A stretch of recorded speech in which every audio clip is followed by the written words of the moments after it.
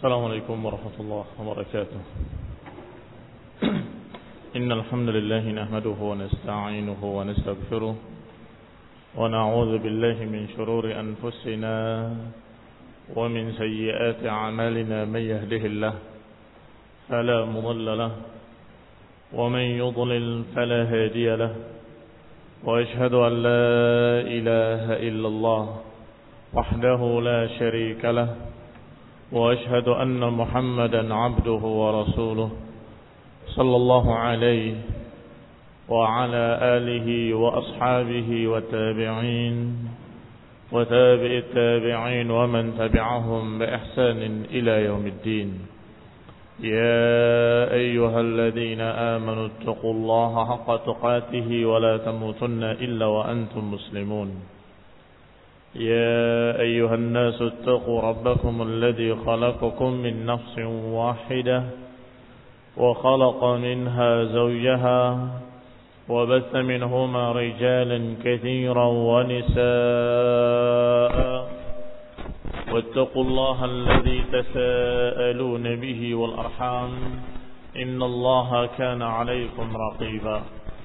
يا أيها الذين آمنوا اتقوا الله وقولوا قولا سديدا يصلح لكم أعمالكم ويغفر لكم ذنوبكم، ومن يطع الله ورسوله فقد فاز فوزا عظيما.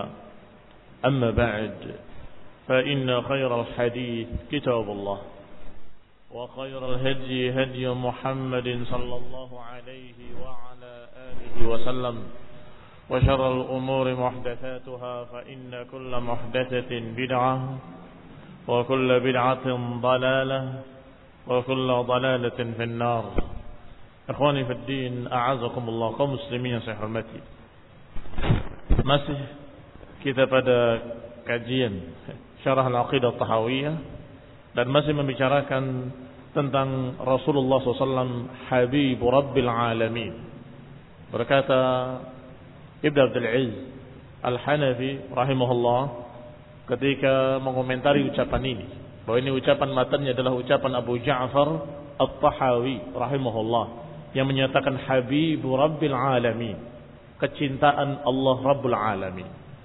Tetapi ternyata bahwa Habibullah masih belum tinggi, karena yang lebih tinggi dari Habibullah adalah Khalilullah, bahwa Rasulullah SAW lebih tinggi dari sekedar Habibullah. Tetapi beliau alaihi salatu wassalam adalah Khalilullah, Khalilu Rabbil Alamin, kekasih Allah Rabbul Alamin. Dan disebutkan terakhir pembahasan kemarin adalah bahwasanya al-mahabbah, cinta itu memiliki maratib, memiliki tingkatan-tingkatan. Yang pertama hanya alaqah, hanya hubungan. Dan ini hubungan kenal. Kemudian yang kedua iradah, keinginan. Ini kecenderungan hati kepadanya. Yang ketiga sababah, yaitu hati sudah cenderung kepadanya, di mana dia hampir tidak bisa menguasai keinginannya. Kemudian yang keempat al-gharam. Al-gharam adalah al-hubbul lazim lil qalb, hati yang sudah menguasai, atau cinta yang sudah menguasai hati. Kemudian yang kelima adalah al-mawaddah, kasih sayang. Maka yang demikian dikatakan tingkat yang kelima, yaitu safwul mahabbah, kecintaan yang murni, yang dicintainya dari hati. Kemudian yang keenam asy-syaghaf, wa hiya wusulul mahabbah ila syaghafil qalbi, yaitu cinta yang sampai ke relung hatinya, ini ke hati yang paling dalamnya. Yang ketujuh al-'ishq. Al-'ishq adalah cinta yang berlebihan. Alladhi yuqafu ala sahibihi minhu, yang orang yang memiliki cinta dalam bentuk isyq dikhawatirkan. Yani dikhawatirkan pikirannya, jangan sampai dia stres, gila karena cintanya. Walakin la yusaf bihi Rabb Ta'ala, tetapi tidak disifati Allah dengan cinta yang seperti ini. Yani tidak dipakai kalimat isyq untuk cinta kepada Allah atau Allah mencintai hambanya tidak disebut. Kata para ulama bahwa kalimat itu tidak disebut dalam Quran maupun dalam Sunnah. Tidak disebut dengan asyik, ma'syuq, hamba yang cinta kepada Allah ataupun Allah mencintai hambanya tidak memakai kalimat asyik. Kalau kalimat-kalimat yang tadi masih dipakai seperti kalimat menyayangi, kalimat merahmati, kalimat mencintai, mahabbah ada. Tetapi kalimat asyik tidak dipakai. Qila adamu tauqif. Ikhtalafa fi sababi dzalik. Berselisih para ulama tentang sebabnya kenapa enggak dipakai kalimat ini dalam hubungannya dengan Allah Subhanahu wa taala. Qila adamu tauqif. Dikatakan karena tidak ada tauqif. yakni kita tidak bisa mendapatkan satu riwayat pun, satu nas pun dari Quran maupun Sunnah yang memakai kalimat isya. Qila, dikatakan pula dengan alasan lain. Wala'allam tina itlaqihi, dan bisa jadi tidak digunakannya kalimat itu karena isyak adalah kecintaan yang diiringi syahwat, sehingga hanya dipakai pada orang-orang yang mabuk cinta kepada seorang wanita dikatakan dengan isyak. Cinta yang mengandung syahwat di dalamnya, dan cinta kepada Allah tidak seperti itu. Al-thaminah, masih ada yang lebih tinggi lagi, yaitu at-tatayyum. At-tatayyum sudah bermakna ta'abbud, cinta yang sampai dia menjadikan dirinya budak untuk yang dicintainya. yakni cinta yang membawa dirinya menghambakan dirinya kepada yang dicintainya. Ini tatayyum. Maka ketika kita mendengar kalimat tayyimullah, artinya hamba Allah, seperti Abdullah, karena tatayyum maknanya ta'abbud. Yang kesembilan, kalimat ta'abbud itu sendiri, tatayyum, kemudian di atasnya ta'abbud, yakni menghambakan diri karena cintanya. Al-ashirah, yang ke-10, al-khullah, yang paling tingginya al-khullah. Wa hiya al-mahabbah allati takhallalat ruhal muhibbi wa qalbuh, yaitu kecintaan yang sudah bercampur menyatu dengan rohnya, menyatu dengan jiwanya, menyatu dengan hatinya. Wa qila fi tartibiha ghairu dzalik. Ini dalam salah satu pendapat para ulama, susunan kecintaan seperti itu. Yang paling tingginya adalah al-khullah, sehingga Rasulullah SAW dikatakan Khalilullah, sebagaimana Ibrahim dikatakan Khalilullah, dan Allah Subhanahu wa taala mengambil Rasulullah sebagai Khalil, sebagaimana mengambil Ibrahim alaihi salam sebagai Khalil, sallallahu alaihi wa ala alihi wasallam. Wa hadha tartib taqribun hasan. Tertib ini, kata Ibn Abdul Aziz Al-Hanafi, adalah susunan yang bagus. La ya'raf husnuhu illa bita'ammul fi ma'anihi. Tidak diketahui betapa bagusnya susunan tertib ini kecuali kalau kita memperhatikan kalimatnya satu persatu dan bagaimana pemakaiannya, maka kita akan tahu bahwa memang tertib yang tertinggi adalah tatayyum, ta'abbud, kemudian al-khullah. Sehingga lebih tepat kalau dikatakan bukan Habibu Rabbil Alamin, tetapi dikatakan Khalilu Rabbil Alamin, karena beliau alaihi salatu wassalam adalah Khalilullah. Wa'alam anna wasf Allah Ta'ala bil mahabbah wal khullah huwa kama yaliqu bi jalalillahi Ta'ala wa 'azamatihi. Dan perlu diketahui bahwa kalimat cinta bagi Allah atau disifatinya Allah dengan mahabbah dan khullah, Allah mencintai, Allah menyayangi, Allah mengambil Ibrahim sebagai kekasih, tentunya yaliqu bi jalalihi, sesuai dengan keagungan Allah Subhanahu wa taala, wa 'azamatihi, sesuai dengan kebesaran Allah Subhanahu wa taala. yakni tidak ditafsirkan seperti cintanya makhluk pada makhluk. Tidak ditafsirkan seperti cintanya makhluk kepada sesuatu, tetapi Allah Subhanahu wa taala mencintai dengan kecintaan yang pantas baginya, kecintaan yang layak bagi kekuasaan Allah Subhanahu wa taala. Kasairi sifatihi ta'ala, sebagaimana sifat-sifat Allah yang lain. Ketika kita berbicara tangan Allah, ketika kita berbicara tentang Allah Subhanahu wa taala, sifat kalam bagi Allah, sifat berbicara bagi Allah, maka kita akan katakan dengan perkataan yang sama. Sifat kalam bagi Allah tentunya tidak seperti berbicaranya makhluk. Sifat tangan bagi Allah tentunya tidak seperti tangannya makhluk. Demikian pula sifat cintanya Allah Subhanahu wa taala dan mencintai hambanya tidak seperti makhluk mencintai makhluk yang lain. Wa innama yusafu Allah taala min hadhihi al-anwa' bil iradah wal wad wal mahabbah wal khullah hasba ma warada an-nass. Bahwasanya Allah disifati dengan macam-macam sifat tadi. Allah mencintai, Allah menyayangi, Allah mengambil Ibrahim sebagai kekasih. Semuanya ditafsirkan hasba ma warada minan nas. Kita sebutkan sesuai dengan apa adanya dalam nas. Sesuai dengan apa adanya dalam riwayat, dalam dalil-dalil dari Quran wa sunnah. Maka ikhwan fillah a'azakumullah, apa yang ada dari sifat-sifat Allah dalam Al-Quran dan Sunnah, amanna bihi kullun min 'indi rabbina. Kita beriman dengannya karena semuanya dari sisi Rabb kami. Adapun ditafsirkan jangan sampai menyamakan dengan makhluk.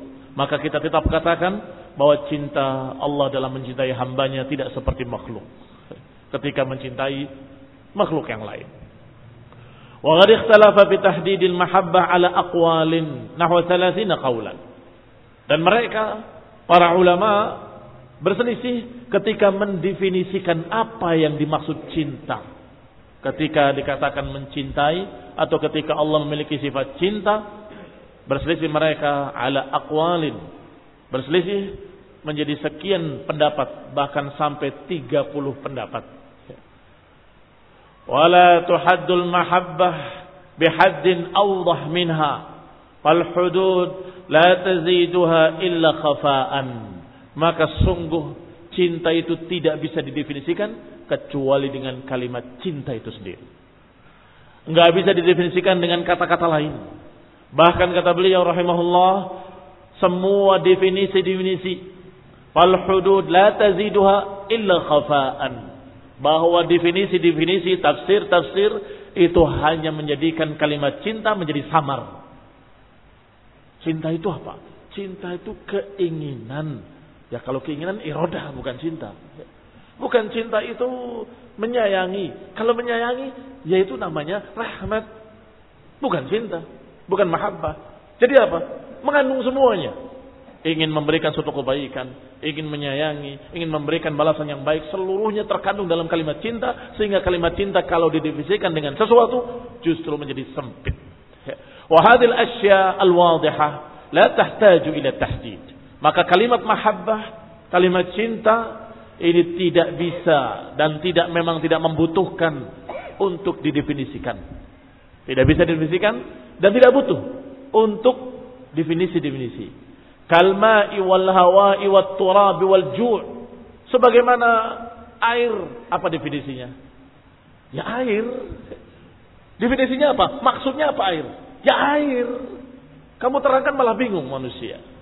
Demikian pula ketika kita berbicara udara, turab, tanah, atau kamu mengatakan lapar. Apa itu lapar? Lapar itu perutnya keroncongan. Belum tentu. Ada yang lapar dalam keadaan enggak keroncongan. Namanya lapar itu belum makan. Belum makan. Ada orang belum makan tapi enggak lapar. Qul inna a'azakumullah. As'ab at-ta'rif ta'riful ma'ruf. Kata mereka para ulama bahwa sesulit-sulit definisi adalah mendefinisikan sesuatu yang sudah ma'ruf. Sesuatu yang sudah jelas sulit didefinisikan. Karena sudah jelas. Kalimat itu sendiri sudah wadih, sudah gamblang. Seperti kalimat ada. Apa definisinya? Ya ada. Coba terangkan maksudnya apa ada itu. Bagaimana mendefinisikannya? Sulit. Karena memang sudah ma'ruf. As'abut ta'rif, ta'riful ma'ruf. Sesulit-sulit mendefinisikan adalah mendefinisikan sesuatu yang sudah jelas. Demikian pula kalimat mahabbah dan cinta. Sehingga sekian banyak ucapan para ulama yang berselisih sampai 30 pendapat. Dikatakan oleh Ibn Abdul Aziz, Semua itu terkandung dalam kata cinta, dan kata cinta itu demikian sudah dipaham, sudah ma'ruf, sehingga tidak perlu dan tidak membutuhkan definisi. Baik, kalimat selanjutnya dari ucapan musannif rahimahullah. Qala wa kullu da'wan nubuwah ba'dahu faghayyun wa hawa. Maka semua pengakuan-pengakuan kenabian setelahnya, maka itu hanya kesesatan dan hawa nafsu. Karena Rasulullah SAW disifati dengan khatamun nabiyyin, dan sudah dijelaskan pada kajian-kajian yang lalu bahwa beliau adalah penutup para nabi. Maka kullu da'wan nubuwah, semua pengakuan kenabian setelah beliau, maka itu adalah satu kesesatan, satu penyimpangan, satu dorongan hawa nafsu semata. Disebutkan dalam syarahnya oleh Ibn Abdul Aziz Al-Hanafi rahimahullah, lamma thabata annahu khatamun nabiyyin, ketika telah sabit, telah tetap dalil-dalilnya bahwa beliau alaihi salatu wassalam adalah khatamun nabiyyin, penutup para nabi, ulima anna man idda'a ba'dahu an-nubuwah fa huwa kadzib. Dengan kita menetapkan dengan dalil bahwa Rasulullah SAW adalah penutup para nabi, penutup para rasul, maka berarti siapapun yang mengaku nabi setelah beliau alaihi salatu wassalam fahuwa kadzib, maka dia pendusta. Wala yuqal falau jaa al-mudda'i linubuwah bil mu'jizatil khariqah wal barahin as-sadiqah kaifa yuqal bi takdzibihi. Dan tidak bisa dikatakan bagaimana kalau datang pengaku nabi kemudian membawa mukjizat-mukjizat yang khariqah, yang luar biasa, wal barahini shadiqah, dan bukti-bukti yang benar kalau dia seorang nabi. Kaifa yuqal bitakdzibi, bagaimana dikatakan dia dusta? Tidak bisa dikatakan seperti itu. Kenapa? Li'anna naqul, karena kita akan katakan annahu la yutasawwar an yujad, bahwa yang demikian tidak mungkin akan terwujud. Ada seorang nabi membawa bukti-bukti yang benar setelah Nabi Muhammad SAW, membawa mukjizat-mukjizat yang khariqah lil 'adah, dikatakan la yutasawwar an yujad, tidak tergambarkan akan terjadi.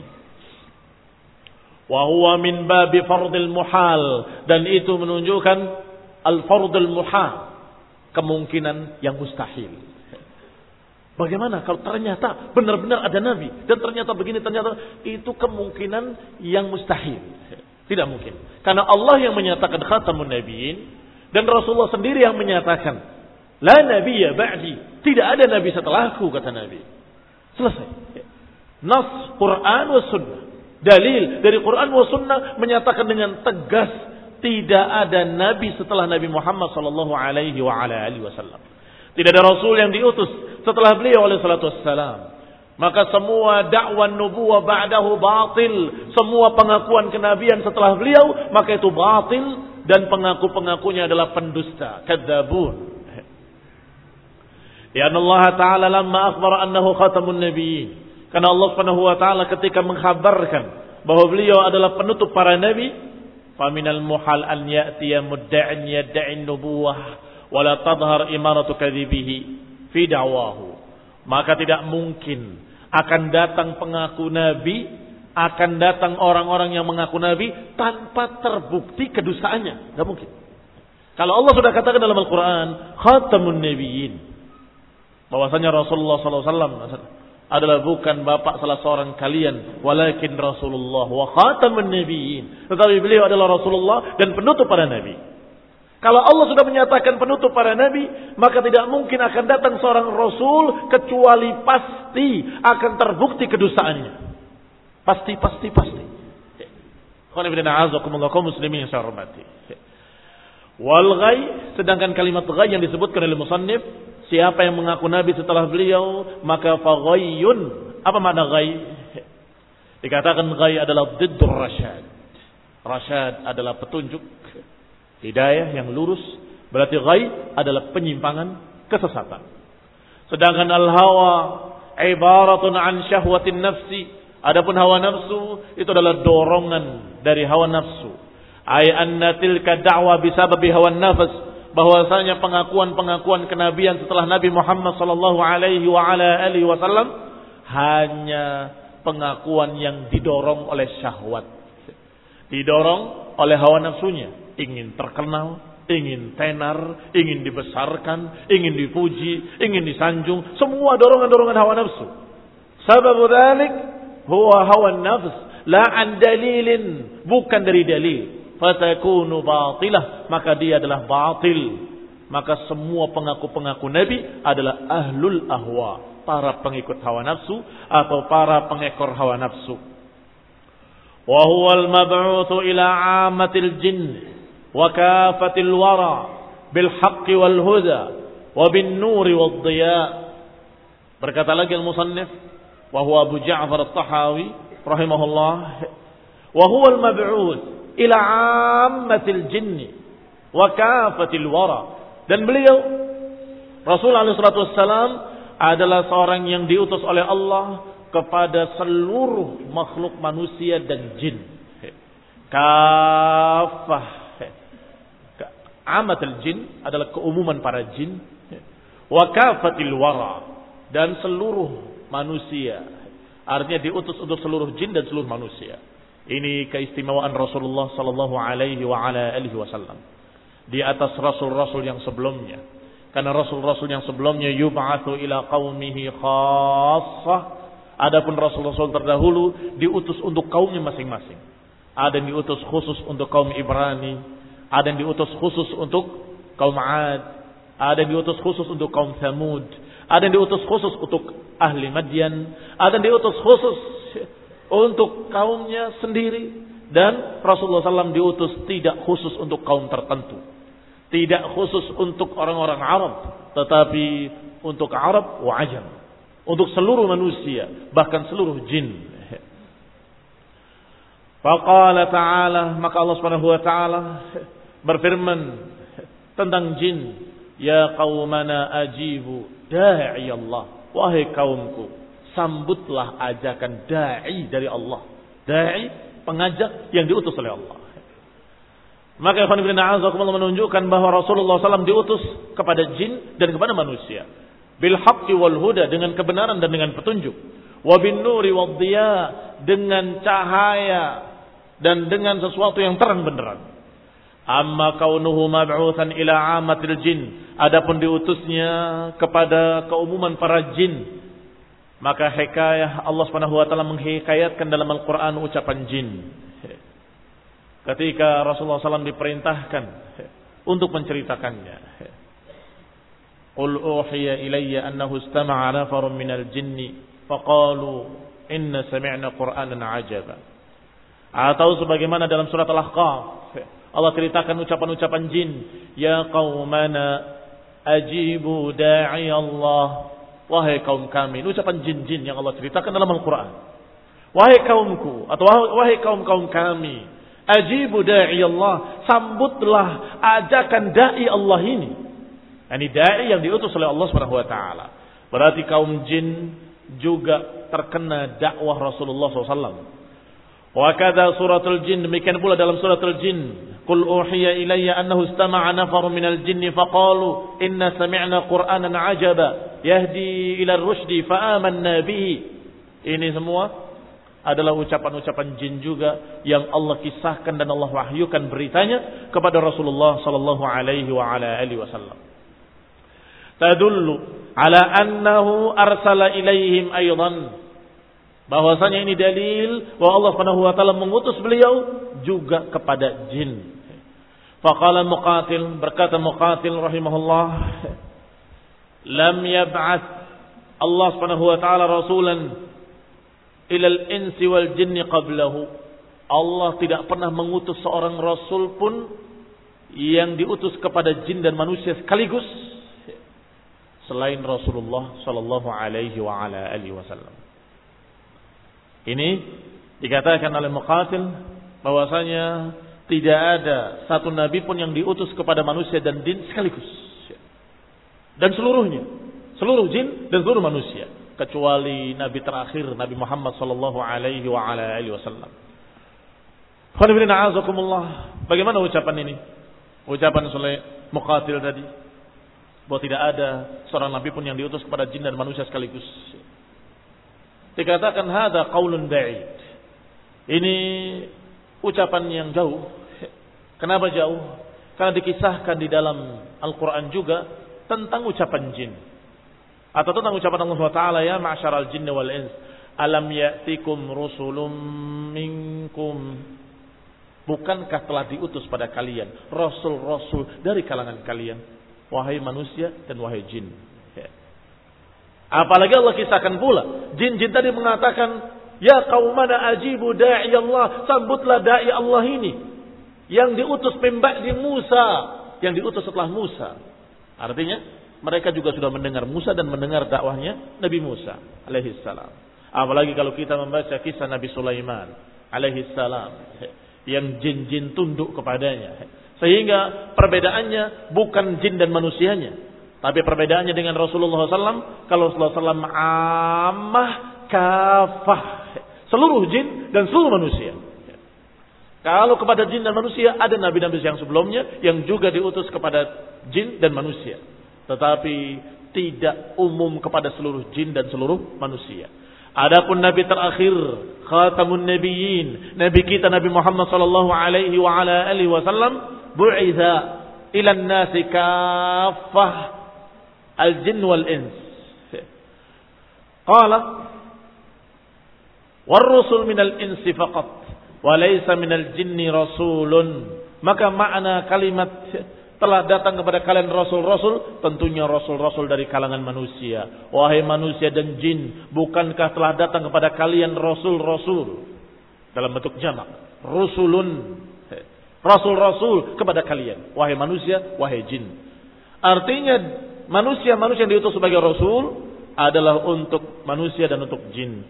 Kada qala Mujahid, demikianlah yang dikatakan oleh Mujahid wa ghairihi minas salafi wal khalaf, dari kalangan salaf juga dari kalangan para ulama yang belakangan, mereka sepakat menyatakan bahwa para anbiya diutus kepada manusia dan kepada jin. Hanya saja sebagian mereka diutus pada kaumnya masing-masing, dan Rasulullah SAW diutus untuk manusia secara umum. Berkata Ibn Abbas radhiyallahu taala anhuma, ar-rusul min bani Adam wa minal jinni nudhrun. Adapun rasul-rasul, kata Ibn Abbas, diutus dari jenis manusia, anak turunan Adam. Adapun pada jin-jin tidak ada rasul, yang ada hanya nadhir, pemberi peringatan. Ini pemberi peringatan yang akan berkata kepada mereka, dengarkan da'i Allah ini. Seperti kalimat ajibu da'i Allah, wahai kaumku, dengarkan apa yang dikatakan oleh da'i yang Allah utus ini. Ini rasul dari kalangan manusia. Para jin-jin tadi diperingatkan, ajibu da'i Allah. Oleh siapa diperingatkan? Oleh nadhir dari kalangan jin. Maka dari kalangan jin tidak ada rasul. Yang ada hanya seorang atau hanya sesosok jin yang sebagai nadhir, sebagai pemberi peringatan. Wa zahiru qaulihi ta'ala hikayah 'anil jin, dan juga zahir dari ayat yang Allah kisahkan tentang jin, inna sami'na kitaban unzila min ba'di Musa, kami telah mendengar satu kitab yang diturunkan setelah yang diturunkan pada Musa. Al-ayah. Ini pun zahirnya menunjukkan bahwa jin-jin tadi pernah mendapatkan dakwah dari kitab yang diturunkan kepada Musa alaihi salam. Yadullu ala anna Musa mursalun ilaihim aydan, dan ini juga dalil bahwa Musa diutus kepada jin juga.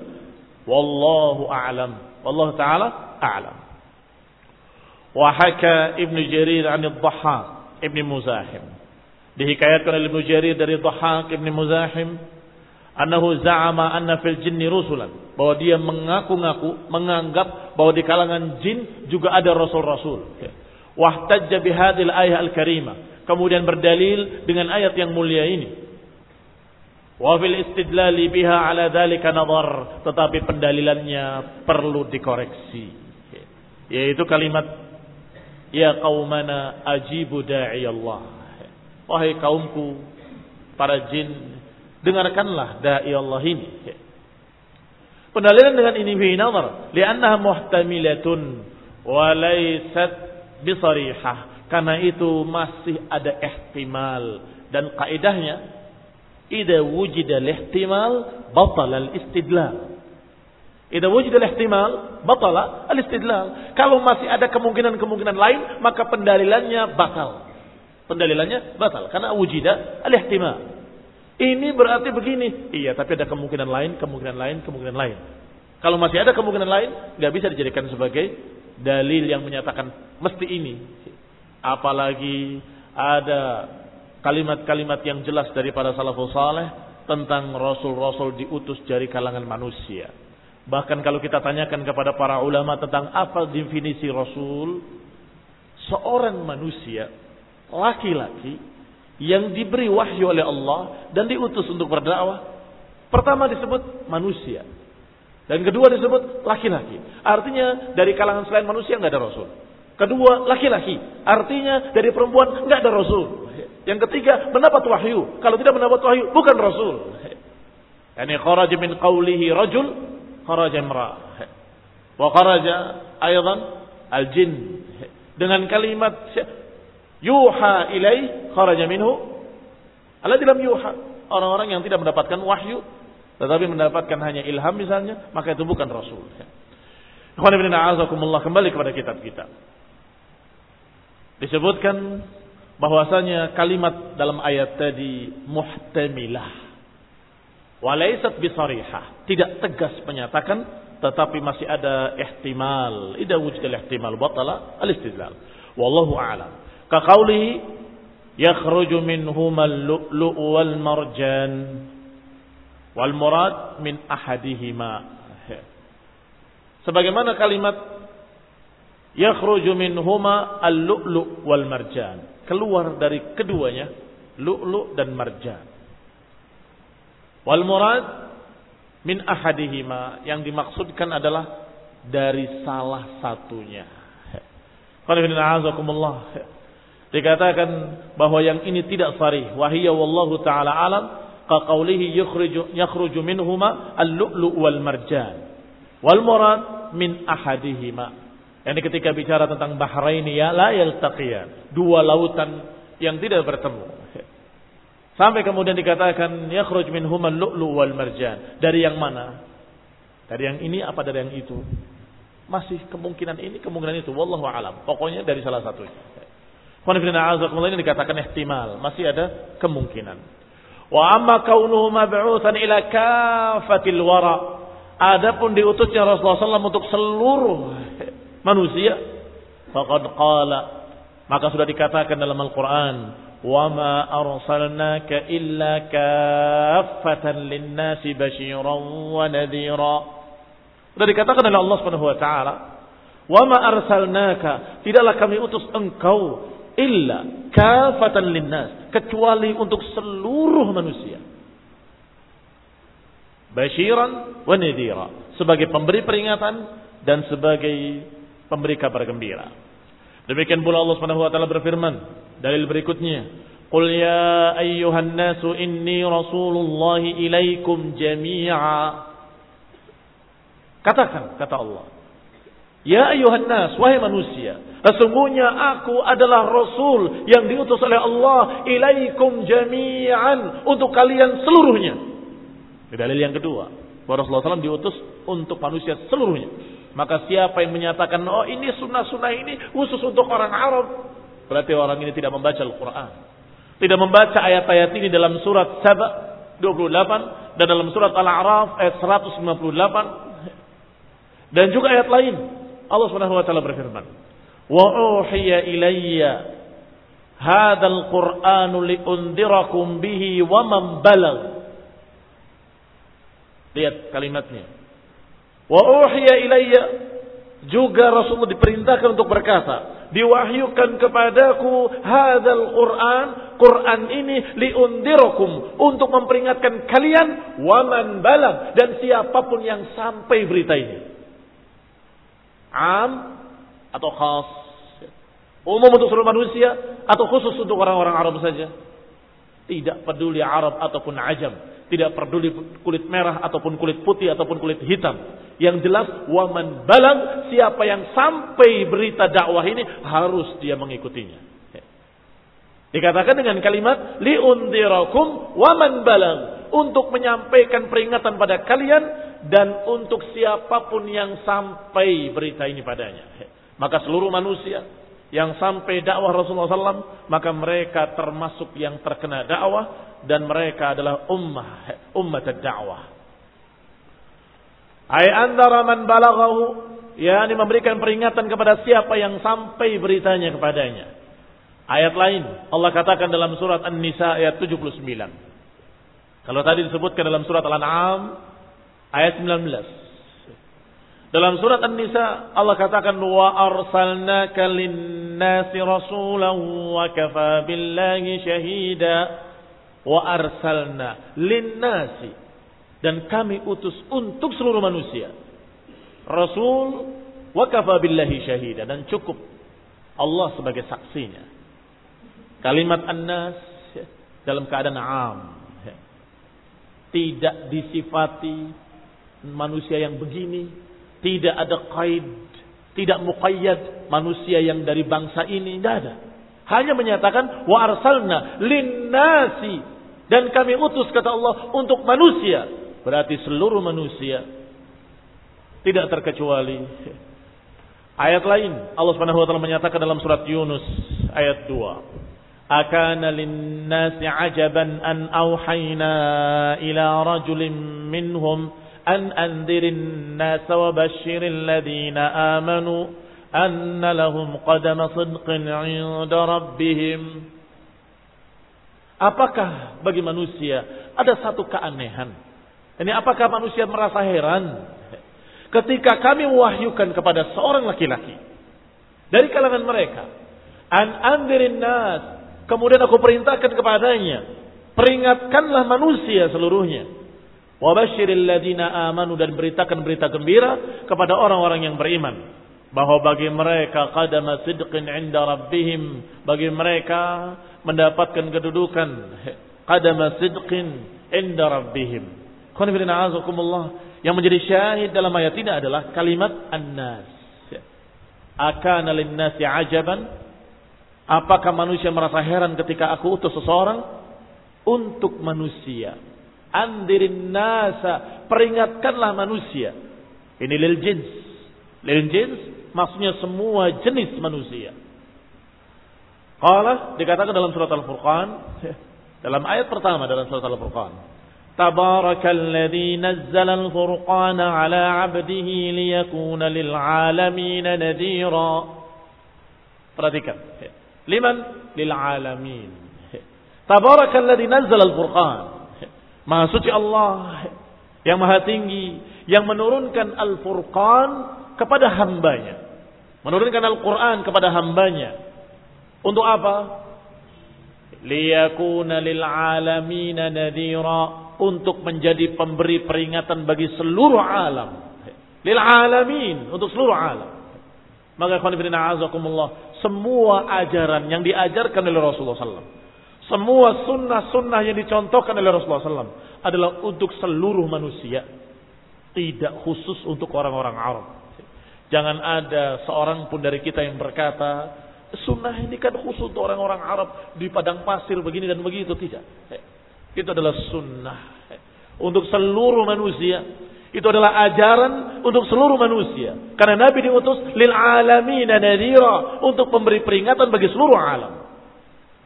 Wa qala, dan juga dikatakan dalam ayat lain dalam surat Ali Imran ayat 20. Wa qul lil ladzina utul kitaba wal ummiyina aslamtum fa in aslamu faqad ihtadaw wa in tawallaw fa innama 'alaikal balagh. Katakan lil ladzina utul kitab, katakan kepada mereka orang-orang dari kalangan utul kitab. Utul kitab Yahudi dan Nasrani. Yahudi dari Bani Israel, Nasrani dari kaum Ibrani.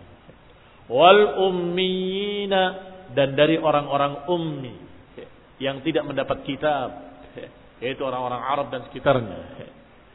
Dikatakan pada mereka, aslamtum, apakah kalian mau masuk Islam? Fa in aslamu, kalau mereka mau masuk Islam, faqad ihtadaw, mereka mendapatkan petunjuk, mendapatkan hidayah, mendapatkan bimbingan. Wa in tawallaw, kalau mereka berpaling, Innama 'alaikal balagh, maka atasmu ya Rasul hanya penyampaian. Kalau mereka menolak, maka mereka akan mempertanggungjawabkan di hadapan Allah Subhanahu wa taala. Bukan atas kamu, tapi atas mereka. Kamu hanya menyampaikan, kata Allah. Wa ma 'alai innama 'alaika al-balagh, sesungguhnya engkau hanya pemberi peringatan. Ini juga dalil bahwa dakwah ini bukan hanya khusus untuk orang-orang Arab, tapi juga Bani Israel, tetapi juga kaum Ibrani, termasuk utul kitab dan ummiyin, semuanya. Berarti tadi am seluruh manusia, sekarang am seluruh orang-orang yang walaupun sudah pernah mendapatkan kitab dari nabi yang sebelumnya. Sehingga kaum Nasrani nggak bisa menyatakan kami tidak terkena dakwah kalian, kalian dengan agama kalian, karena nabi kalian adalah Nabi Muhammad SAW. Kami, nabi kami sendiri, Nabi Isa dan seterusnya, tidak. Setelah datang Rasul, setelah datang Nabi Muhammad SAW, maka kaum Nasrani harus mengikuti syariat Nabi Muhammad SAW. Kaum Yahudi juga harus mengikuti syariat Nabi Muhammad SAW. Demikian pula bangsa-bangsa ummi yang tidak mendapatkan kitab dari nabi-nabi sebelumnya. Maka mereka pun terkena kewajiban untuk menerima dakwah Rasulullah Sallallahu Alaihi Wasallam.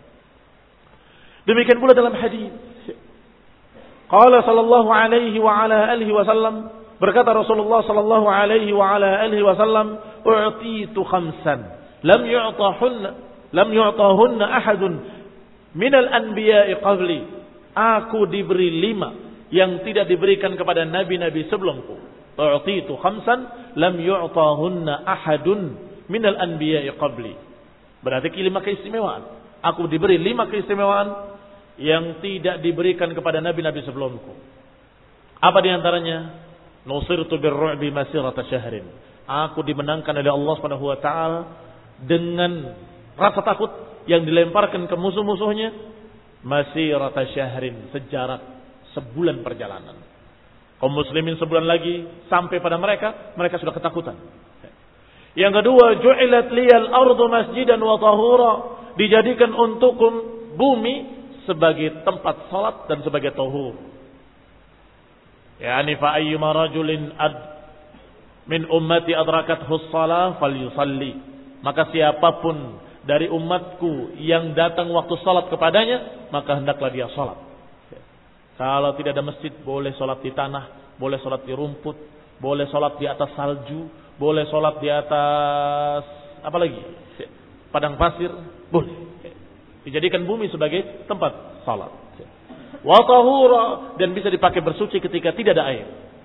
Ini juga keistimewaan dari Rasulullah SAW yang kedua. Yang ketiga, wa uhillat liyal ghanaim, dan dihalalkan untukku pampasan-pampasan perang. Wa lam tahil li ahadin qabli, dan belum dihalalkan untuk nabi-nabi sebelumku. Ini juga keistimewaan Rasulullah SAW yang ketiga. Yang keempat, wa'utitu syafa'ah, dan aku diberi hak syafaat. Nanti ketika yaumul qiyamah, di padang mahsyar, ketika mereka mengeluh kepada sekian nabi, sekian rasul, maka nabi akan menjawab dengan kalimat nafsi, nafsi, diriku, diriku. Hari ini Allah murka dengan kemurkaan yang sangat besar, yang tidak pernah murka seperti ini sebelumnya, dan gak akan murka seperti ini setelahnya. Sampai berakhir pada Nabi kita Nabi Muhammad sallallahu alaihi wasallam, maka ketika mereka meminta pertolongan kepada Rasulullah SAW, maka Rasulullah menyatakan ana laha, akulah orangnya. Kemudian sujud di hadapan Allah Subhanahu wa taala, meminta pembelaan kepada manusia, umat Islam khususnya yang dimaksud, dan seluruh mereka-mereka di mahsyar untuk diringankan kesusahannya. Allah Subhanahu wa taala memerintahkan kepadanya, ya Muhammad sallallahu alaihi wasallam, irfa' ra'sak wasal tu'ta washfa' tushaffa'. Ya Muhammad, angkat kepalamu, mintalah akan aku beri, dan berilah syafaat, aku akan berikan syafaat. Ini keistimewaan Rasulullah SAW yang keempat. Apa yang kelima? Kata Rasulullah SAW, wa kana an-nabiyyu yub'atsu ila qaumihi khassah wa bu'ithtu ila an-nasi 'ammah. Yang kelima, adapun nabi sebelumku diutus untuk kaumnya masing-masing, sedangkan aku diutus untuk manusia seluruhnya. Innama atau dikatakan wa kana nabiyyu, dan dulu nabi-nabi diutus untuk kaumnya masing-masing. Wa bu'itsu ilan nasi kaffah, sedangkan aku diutus untuk seluruh manusia kaffah. Akhrajahu, hadis yang sahih dikeluarkan oleh Bukhari dan Muslim dalam kedua kitab sahih mereka. Sangat jelas bahwa Rasulullah SAW adalah seorang yang diutus untuk seluruh manusia. Wa qala sallallahu alaihi wa ala alihi wasallam, dan juga Nabi bersabda, la yasma'u bi rajul min hadhil ummah yahudiyyun wala nasraniyyun thumma la yu'min bi illa dakhala an-nar. Dalam hadis yang dikeluarkan oleh Muslim dalam sahihnya, juga Rasulullah SAW menyatakan tidak seorang pun yang mendengar tentang aku, ini mendengar tentang kerasulan beliau, mendengar tentang kenabian beliau, tidak ada seorang pun dari umat ini yang mendengar kerasulanku, apakah dari kalangan Yahudi ataupun Nasrani, kemudian tidak beriman, kecuali pasti dia akan masuk ke dalam neraka. Apa makna hadis ini? Maknanya tidak seorang pun yang mendengar Rasulullah SAW kecuali harus beriman.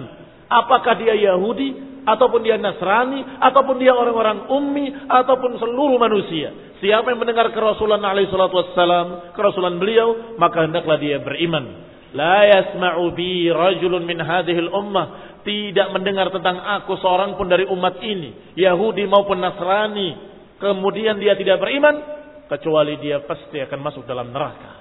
Demikian dikeluarkan oleh Muslim dalam sahihnya. Wa kaunuhu sallallahu alaihi wa ala alihi wasallam mab'utsan ila an-nasi kafah ma'lum. Maka keadaan beliau alaihi salatu wasallam diutus untuk seluruh manusia sudah sangat jelas, sudah sangat ma'lum. Min dinil islami bid-darurah, sesuatu yang merupakan daruri atau ilmu daruri. Ilmu daruri adalah ilmu aksioma, yakni yang sudah mesti, sudah pasti, sudah sangat jelas dan sangat gamblang. Enggak ada yang mengingkarinya kecuali orang itu lebih sesat dari keledai piaraannya. Kecuali dia lebih sesat daripada keledai piaraannya. Qanifina azakumullah, lebih dungu dari keledai yang dipeliharanya. Wa amma qawlu ba'dhin nasara innahu rasul ila al-arab khassah fa dhahirul butlan. Maka apa yang dikatakan oleh kaum Nasrani bahwa Nabi Muhammad SAW adalah nabinya orang-orang Arab khusus, maka hadza dhahirul butlan, batil dengan jelas kebatilannya. Fa innahum lamma sadaqu birrisalah lazimahum tasdiqahu fi kulli ma yukhbir bihi.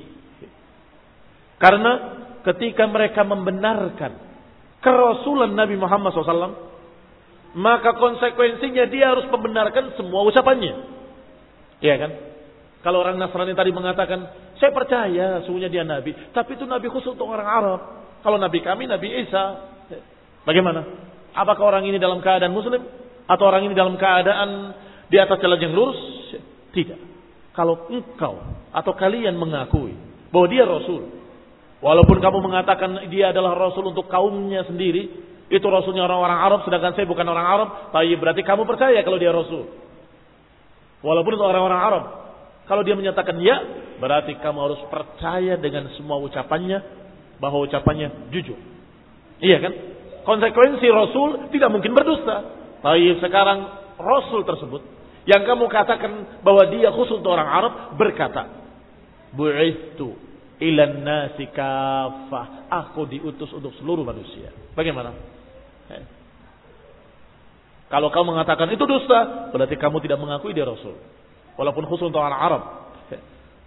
Kalau kamu mengakui dia Rasul untuk orang-orang Arab, ucapannya pasti jujur. Yang ternyata salah, kamu tidak benar menyatakan kalau dia khusus untuk orang Arab, karena dia berkata aku diutus untuk seluruh manusia.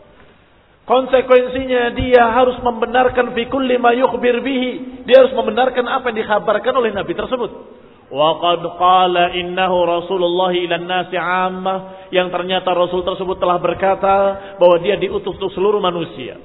Wa Rasul la yakdzib, sedangkan Rasul tidak berdusta. Falazima tasdiquhu hatman, maka dia harus membenarkannya hatman. Secara tegas, secara jelas dia harus membenarkannya. faqad arsala rusulahu wa ba'atha kutubahu fi aqtaril ard ila Kisra wa Qaisar wan Najashi wal Muqawqis wa sairil mulukil atraf yad'u ila al-Islam. Sudah terbukti bahwa Rasulullah SAW tidak hanya ucapannya menyatakan aku diutus seluruh manusia, bahkan pada perbuatannya Rasulullah SAW mendakwahi seluruh jenis bangsa manusia, seluruh suku manusia. Dari mulai beliau mendakwahi kaumnya, orang-orang Quraisy, dari Bani Hashim dan lain-lainnya. Juga Rasulullah mendakwahi orang-orang Arab di Madinah, dari kaum Ansar, dari Aus dan Khazraj. Dan Rasulullah mendakwahi pula Bani Yahudi dari Khaybar, dari sekian Bani Nadir. Semuanya didakwahi. Dan juga Rasulullah sallallahu alaihi wasallam ba'atha kutubahu fi aqtaril ard. Rasulullah SAW mengutus orang-orang, utusan-utusannya membawa surat-surat dakwah ke seluruh penjuru dunia. Rasulullah mengutus utusannya ila Kisra wa Qaisar, penguasa Romawi dan Persia. Disurati oleh Rasulullah SAW. Berarti bukan khusus untuk orang Arab, karena Romawi didakwahi, Raja Persia didakwahi, wan Najashi, dan juga Najashi, Raja Habasyah di sana juga diutus utusan mendakwahi mereka.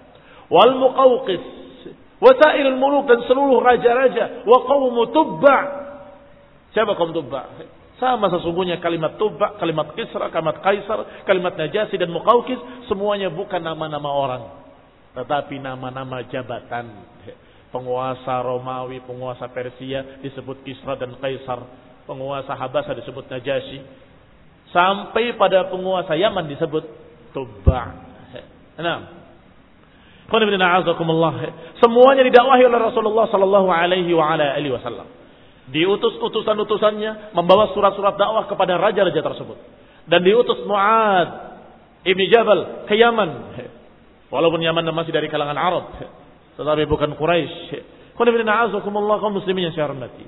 Berarti Rasulullah SAW benar-benar mulutnya menyatakan aku diutus untuk seluruh manusia, dan perbuatannya menunjukkan kalau dia mendakwahi semua jenis manusia dan semua bangsa-bangsa manusia di seluruh penjuru dunia. Wa qawluhu kafatal wara, dan ucapannya kafatal wara fijar kafatil wara, dikatakan fijarri kafati fihi nazar. Perlu dikoreksi kata beliau. Kenapa? Fa innahum qalu lam tasta'mil kafah fi kalamil Arab illa halan. Bahwa kalimat kafah tidak digunakan dalam bahasa Arab kecuali selalu dalam keadaan kedudukannya hal. Wa kaifal hal? Bakhair. Kaifal hal? Mansub. Bagaimana hal? Mansub. Al-hal selalu dalam keadaan mansub. Maka kalau dibaca dengan jar, dengan kasrah, fihi nazar. Demikian kata beliau, kata Ibn Abdul Aziz Al-Hanafi. Kenapa? Qalu, mereka para ahli nahwu dari kalangan Arab menyatakan lam tusta'mal kafah fi kalamil Arab illa halan. Bahwa kalimat kafah tidak digunakan oleh orang-orang Arab kecuali dalam keadaan hal. Ini dalam i'rabnya kedudukannya sebagai hal. Kafatan. Sedangkan hal selalu dalam keadaan mansub. Waqtalafu fi i'rabiha fi qaulihi ta'ala. Maka mereka berselisih tentang i'rabnya. Bagaimana dengan ayat Allah Subhanahu wa taala, "Wa ma arsalnaka illa kaffatan lin-nasi." Tidaklah kami utus engkau kecuali kaffatan. Kalau menurut ucapan tadi bahwa semua kalimat kafah selalu digunakan dalam bentuk hal, maka kamu akan jawab i'rabnya kafatan hal mansubun wa alamatu nasbihi fathah zahirah ala akhirih. Iya kan? Tetapi ada ikhtilaf para ulama, 3 pendapat. Pendapat pertama, ahaduha annaha halun minal kaf, bahwa dia hal dari kafnya. Wa ma arsalnaka, tidaklah kami utus engkau dalam keadaan, kecuali dalam keadaan hal, ya, kecuali dalam keadaan kafah. Berarti hal, karena hal itu menunjukkan keadaan. Wa hiya ismun fa'il wa ta' fiha lil mubalaghah, sedangkan ta'nya adalah untuk mubalaghah. Ay illa kaffan linnas anil batil. Wa qila hiya masdar. Tetapi ada juga yang menyatakan dia adalah masdar. Kalau dia keadaan, maka kalimat kafan linnas maknanya kecuali dia yang mencukupi dan melindungi manusia dari kebatilan-kebatilan. Wa qila, pendapat yang kedua, hiya masdaru kaf. Dia masdar dari kaf. Fahiya bima'na kaffan. Maka kafan maknanya adalah kaffan. Ay illa an takuffan nas kaffan. Yani dia menghentikan manusia. Wuqu'ul masdar halan katsira. Wuqu'ul masdar hal katsirun. Dan terjadinya masdar sebagai hal dijadikan masdar dalam bentuk i'rabnya keadaan sebagai hal, ini juga banyak dipakai. Baik, tsani, yang kedua, annaha halun minan nas, bahwa ini adalah hal dari manusia. Kalau hal dari kaf artinya mensifati nabi. Nabi ini adalah yang mencukupi manusia atau yang melindungi manusia dari penyimpangan-penyimpangan dengan dakwahnya. Kalau yang kedua, annaha hal minan nas, dia keadaan tapi dari manusianya. Jadi yang diceritakan keadaannya keadaan manusia. Yani wa atarada bi anna hal al-majrur la yataqaddam alaihi 'inda al-jumhur. Wa ujiba bi annahu qad jaa'a 'anil 'arab katsiran fawajaba qabuluhu wa huwa ikhtiyar ibn Malik. Ay wa ma arsalnaka illa lin-nasi kaffah. Yani kalau keadaan manusia, yakni manusia diceritakan keadaannya, yaitu manusia yang seluruhnya.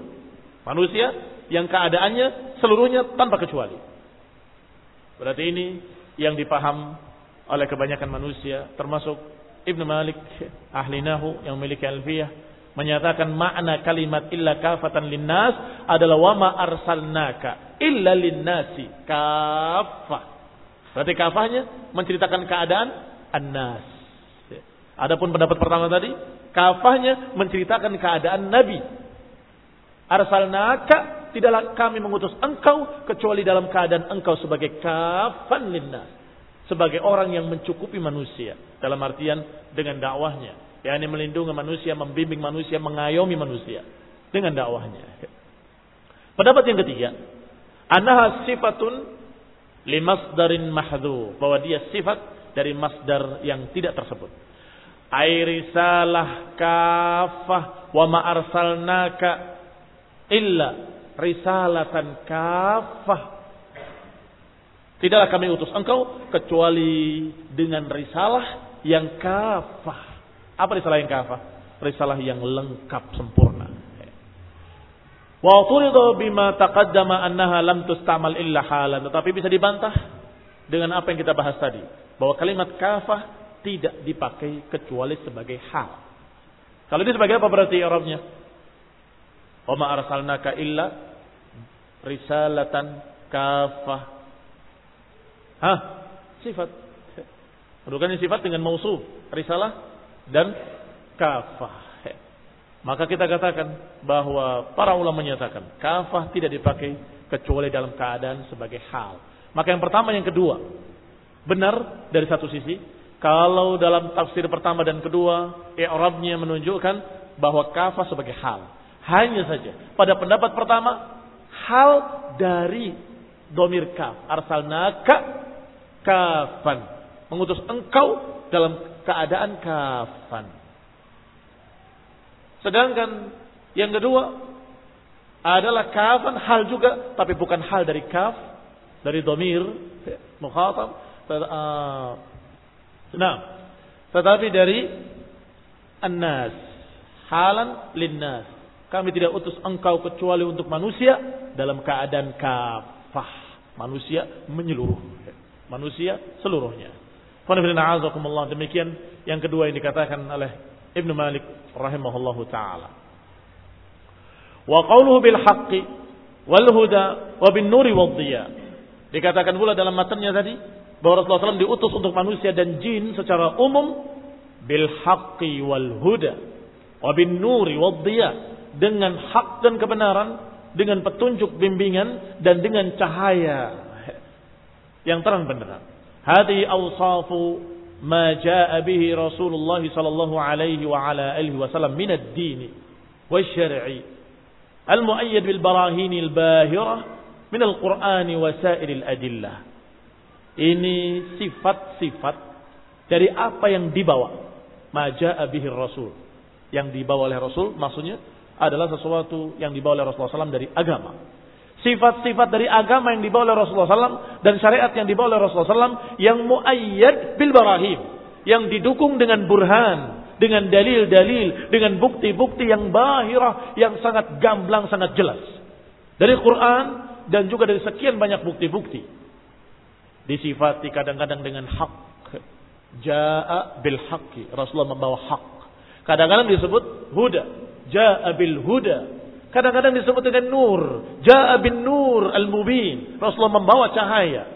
Kadang dijuluki dengan dia, Rasulullah SAW membawa dia, nur, kemudian huda atau hak, semuanya adalah julukan-julukan, sifat-sifat dari apa yang dibawa oleh Rasulullah sallallahu alaihi wa ala alihi wasallam. Taib ad-diya dengan nur, ayyuhuma akmal? Mana yang lebih sempurna cahayanya? Dua-duanya bermakna cahaya. Nur bermakna cahaya, ad-diya juga bermakna cahaya. Tetapi ad-diya akmal minan nur. Tetapi diya lebih sempurna cahaya daripada nur. Qala ta'ala, huwa alladhi ja'ala asy-syamsa diya'an wal qamara nura. Dialah yang menjadikan matahari sebagai diya dan menjadikan bulan sebagai nur. Kalau bulan disebut nur karena cahayanya bukan asli dari bulan tersebut. Sedangkan matahari karena dia bersinar dari dirinya dan lebih terang dikatakan dengan diya. Huwa alladhi ja'ala asy-syamsa diya'an wal qamara nuran. Dijadikan matahari sebagai diya dan dijadikan bulan sebagai nur. Tetapi ini kalau bersama-sama maka dibedakan antara keduanya. Sebagaimana kalimat dalam ayat ini disebutkan kedua-duanya. Dia dan nur. Maka mesti ada perbedaannya. Yaitu seperti yang diterangkan tadi. Ini akmal min hadha. Dia lebih sempurna, lebih lengkap daripada nur. Tetapi kalau sendiri, kalimat nur saja terkandung makna dia di dalamnya. Atau dia saja terkandung makna nur di dalamnya. Sehingga jangan dianggap ketika dikatakan Allahu nuru samawati wal ardi, oh berarti kurang sempurna karena enggak pakai dia. Jangan demikian. Bukan begitu maknanya. Tetapi dia yang dikatakan idza ijtama'a iftara wa idza iftaraqa ijtama'. Kalau berpisah dia bersatu, kalau bersatu dia berpisah. Yani kalau bersama-sama ini disebutkan kedua-duanya, maka maknanya ada perbedaan. Tetapi kalau disebutkan sendiri-sendiri, maknanya sama, cahaya. Ini